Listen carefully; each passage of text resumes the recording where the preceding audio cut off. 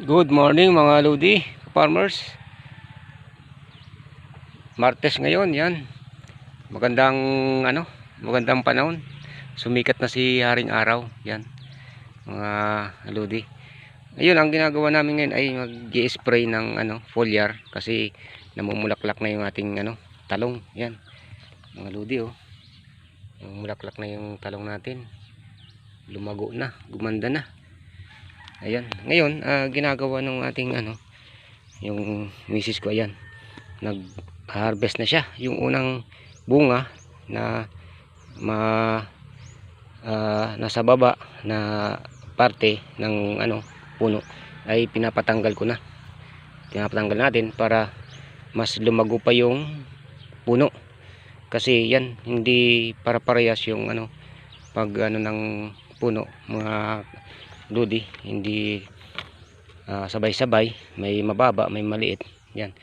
Kaya karamihan ngayon namumulaklak na kahit maliit na mababa yung puno dahil sa klima ng ating panahon. Yan mga Lodi, halimbawa nito. Ayan, oh, mababa pa masyado pero ayan, namumunga na at namumulaklak na dahil nga sa panahon natin, sa klima. Pag sobrang init, yan, mabilis mamulaklak. Yan, mabilis tumanda yung puno. Ayan. Ayan, bunga yan ka-farmers. Ito. Ganyan, pwede na yan, itutuloy na natin yan kasi medyo mataas-taas na rin yung yung puno niya. Ayan. Mga namumulaklak na, may mga bunga na. Pa isa-isa, dalawa. Ayan. Ayan mga Lodi, oh. Meron na tayong maluluto kahit papano. Meron ng produkto yung ating pinagpaguran. Ngayon, isprayan natin to ng foliar mga ka-farmers at insecticide. Ayan, oh. Tulad yan, mayroon ng insekto. Ayan po. Yan, insekto yan. Yan ka-farmers, yan, oh. Mababa yan kasi nahuli yan. Matubig. Mga tubig po yan, matubig. Kaya tinaasan natin yung drainage dyan.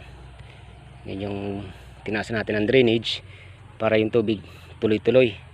Para yung puno hindi gaano mababad sa tubig. Hindi siya manilaw. Kahit na mas gusto ni Calixto F1 na matubig yung kanyang puno, pero dapat tama lang, sakto lang, hindi yung babad siya.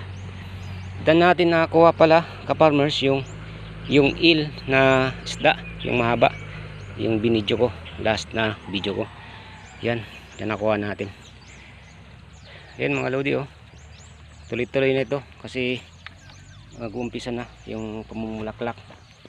Yan, yung first harvest natin, ika nga yung mabibigyan natin ay maswerte kasi unang harvest dito sa amin, yung pamahiin namin is pamimigay lang, pinamimigay namin talaga sa farmers.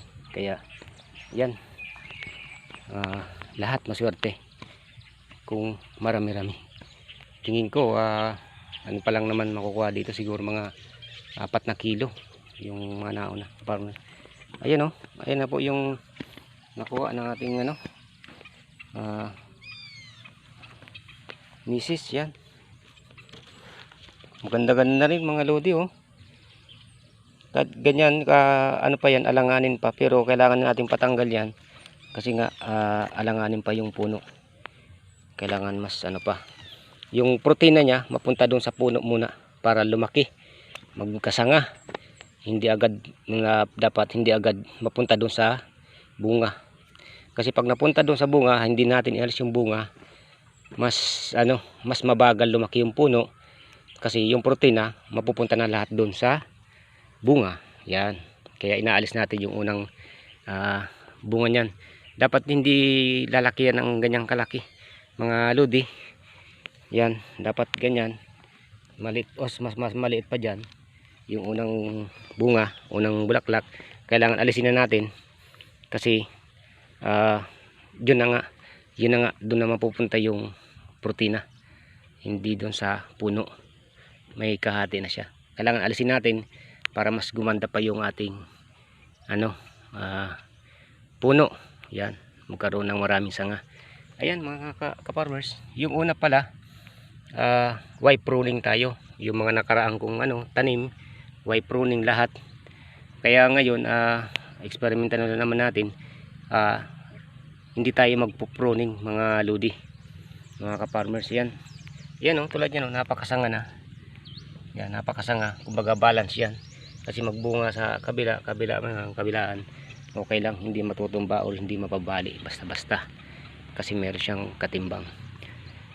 Yung wipe pruning kasi mga ka-farmers, kailangan patibayin mo yung puno, pataasin mo yung ng lupa, siksikin yung puno para hindi mabuhal o hindi matumba, mabali. Lalo na pag umulan, lalambot yung lupa at dahan-dahan matutumba yung ating puno. Kaya yan, yung dati ko kasing tanim dito mga lodi, ka-farmers, yan, mayroong trellis tayo or balag. May puno dyan, bawat doon sa dulo na yon, tapos sa gitna hanggang dito, every 3 meters, yan, may puno tayo, may poste. Lalagyan natin ng ng string dyan, yung banana twine, yan. Tapos itatali natin yung bawat puno doon sa banana twine para maghangin man, gumanon-ganon yung hangin, hindi agad basta-basta matutumba or mapuputol yung ating pinakampuno. Yan, yung suporta. Ngayon mga lodi, hindi ko na muna lalagyan kasi yun nga, napatibay na natin yung puno, napataas na, lagyan na natin ng lupa. Yan, pinaalaan na natin, asarol na natin yan. Di ko kasi alam tawag dun eh. Yung sa sa pag-araro is tudling, yung mga ka-farmers, dadaanan yung gilid para yung lupa pumunta dun sa puno. Yan, yung ginagawa nung sa ito ngayon, sa asarol tayo, pinaasarol natin, kaya matibay na yung puno. Yun naman ang hindi natin lalagyan ng ngayon, hindi tayo magpupruning at hindi tayo maglalagay ng balag, ng string. Yan naman ang natin, kasi tingin ko or sana walang hangin or bagyo na dumating ngayong panahong ito. Ayan mga lodi, dyan halos wala pang gaanong dyan bunga, kasi medyo nahuli yan ng ilang days or 1 week nga bago na i-transplant yan dahil matubig. Hindi talaga yan basta-basta natatanggalan ng tubig. Ayan nga, kahit ganito mainit na, andyan pa rin yung tubig, umaagos pa rin yan mga lodi. Yan, pinapakat na natin yan. Yan, mababa yung puno pero may bunga na, yung parang daliri pa lang kalaki. Tapos yan, may mga bunga na yan, papatanggalan natin lahat yan mga ka-farmers. Yan, tanggalan natin lahat yan. Okay, thank you sa panonood. Maraming salamat mga ka-farmers, mga lodi. Bye bye, God bless everyone.